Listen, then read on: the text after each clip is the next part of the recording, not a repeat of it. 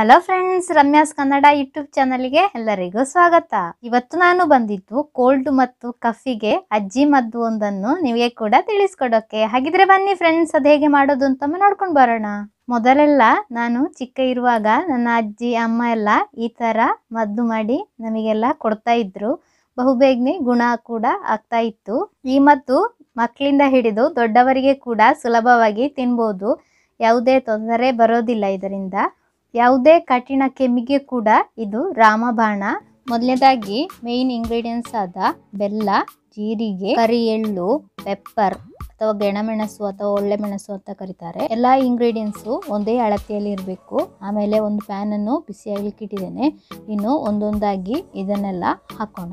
ಬೆಲ್ಲವನ್ನು ಈಗಲೇ ಹಾಕೋದು ಬೇಡ. ಈ 3 ಇಂಗ್ರೀಡಿಯೆಂಟ್ಸ್ ಅನ್ನು ಹಾಕಿಕೊಳ್ಳಿ. ಆಮೇಲೆ ಸಣ್ಣ ಉರಿಯಲ್ಲಿ ಚೆನ್ನಾಗಿ ಹುರಿದು ತೆಗೀರಿ.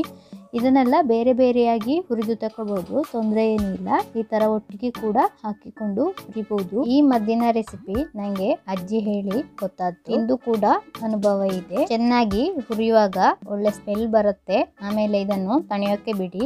ಆಮೇಲೆ ಒಣಗಿದ ಮಿಕ್ಸಿ ಜಾರಿಗೆ ಇದನ್ನು ಹಾಕೋಣ. ಚೆನ್ನಾಗಿ ಗ್ರೈಂಡ್ ಮಾಡಿ ತೆಗೆಯೋಣ.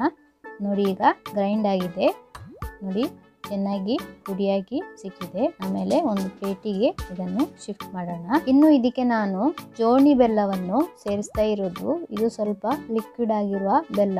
ಇದು ತುಂಬಾ ಪ್ಯೂರ್ ಆದ ಬೆಲ್ಲ. ಚಿಕ್ಕ ಮಕ್ಕಳಿಗೂ ಒಳ್ಳೇದಿದು. ಯಾವುದೇ ಕೆಮಿಕಲ್ ಸೇರಿಸಿರೋದಿಲ್ಲ. ಸ್ವಲ್ಪ ಸ್ವಲ್ಪನೇ ನೋಡಿಕೊಂಡು ಸೇರಿಸಿಕೊಂಡು ಉಂಡೆ ಮಾಡುವ ಹದಕ್ಕೆ ಹಾಕಬೇಕು. ಸ್ವಲ್ಪ ತುಪ್ಪ ಕೂಡ ಹಾಕಿದ್ದೇನೆ. ಚೆನ್ನಾಗಿ ಮಿಕ್ಸ್ ಮಾಡಿ ಕೊಡಿ.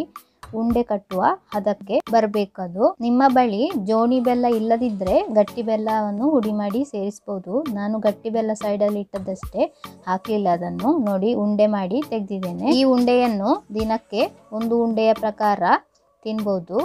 ಈ ರೀತಿ ತಿಂತಾ ಬಂದ್ರೆ ನಿಮಗೆ ಯಾವುದೇ ಕೋಲ್ಡ್ ಕಫ್ ಸಮಸ್ಯೆ ಬರೋದಿಲ್ಲ. ಬಂದ್ರೂ ಕೂಡ ಅದು ಸುಲಭವಾಗಿ ಗುಣ ಆಗುತ್ತೆ. ನೀವು ಇದನ್ನು ಈ ತರ ಮಾಡಿಟ್ರೆ 1 ವಾರದ ಕಾಲ ಹಾಳಾಗುವುದಿಲ್ಲ. ನೀವು ಕೂಡ ಈ ತರ ಮಾಡಿ ನೋಡಿ.